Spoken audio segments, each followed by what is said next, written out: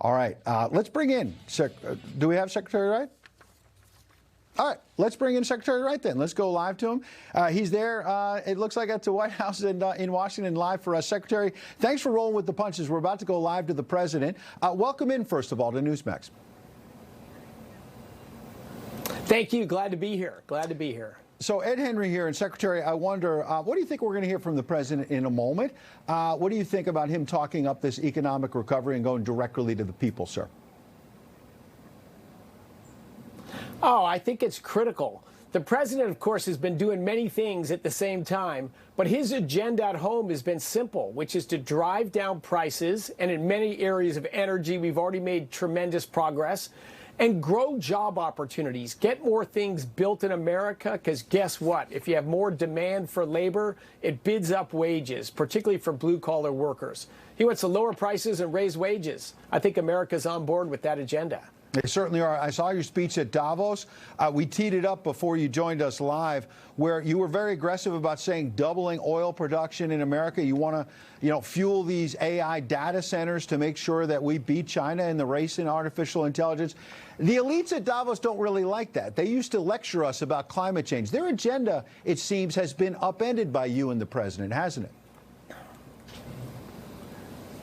And boy, it was funny. We brought that same message to Davos in our two different styles. The president is a very effective communicator, but very little pushback. I think most of the European leaders and the European business leaders, they know they made a mistake in just wildly overhyping climate change, making energy more expensive, pushing industry out of Europe and over to Asia.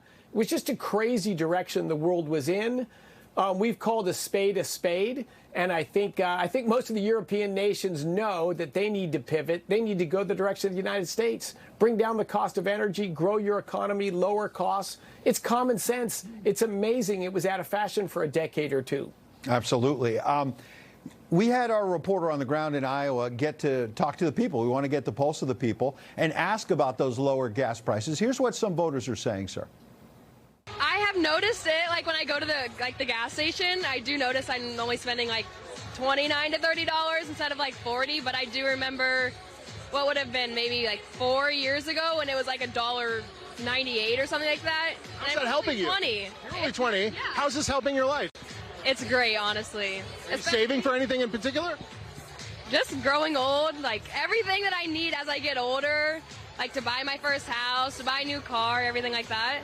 Well, you might be helping a young lady there in Iowa buy her first house, as you heard, Mr. Secretary. Your thoughts on what these lower gas prices mean to real people like her? Because if you listen to the mainstream media, they make it sound like you haven't gotten anything done, sir, and that people still have an affordability crisis. Oh, her words warm my heart. President Trump was just all in, all in. We're going to drive down gasoline prices. It's easy to do. Grow oil production, you'll push down the price, and you'll make life more affordable for American consumers. We're doing the same thing with the electricity grid. We're doing the same thing with manufactured goods and the same thing on food production. But it warms my heart. If you lower the cost of the basic necessities in people's lives, they've got more money for discretionary spending or saving, investing in their children, improving their quality of life. It is amazing to me that the United States elected Joe Biden president, and he drove up the price of everything 30% in a 4-year time period. Just that wasn't bad luck.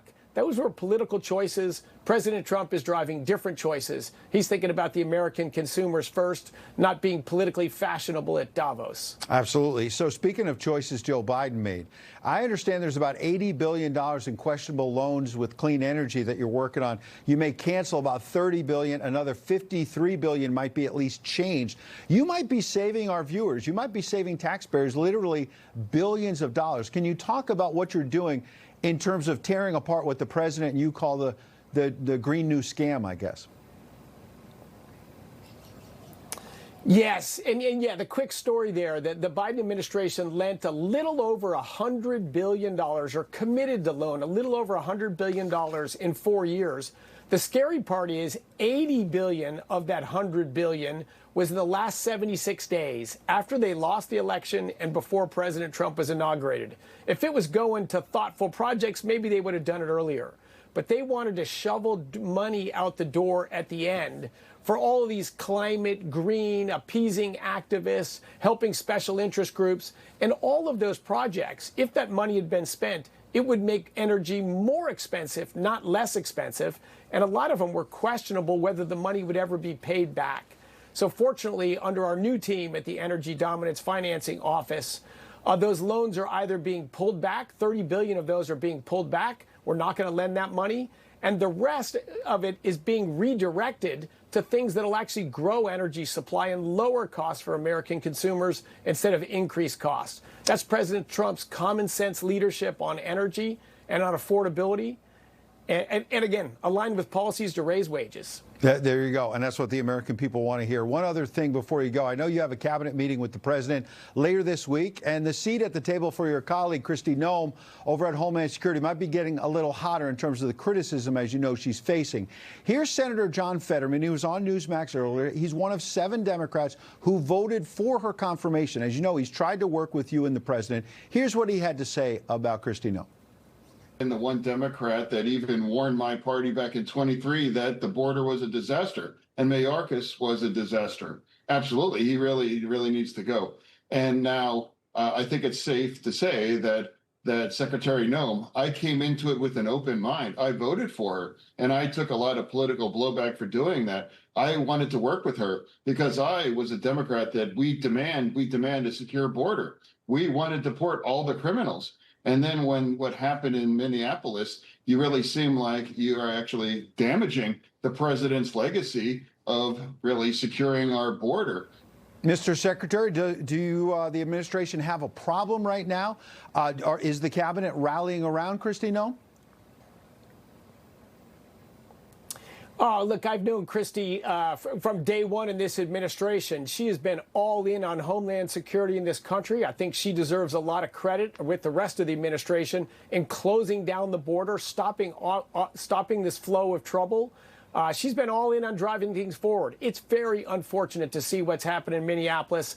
I'm not in the middle of that. I can't comment on the specifics of that. Of course, it's always a tragedy to see American lives lost. But the question of reducing crime and illegal immigration in our country is a huge topic, and we need people working 24/7 every day on that. All right, Mr. Secretary, we appreciate you taking the tough questions and the questions that warmed your heart there from that young lady in Iowa. Thank you on a cold night in Washington. Thank you, sir.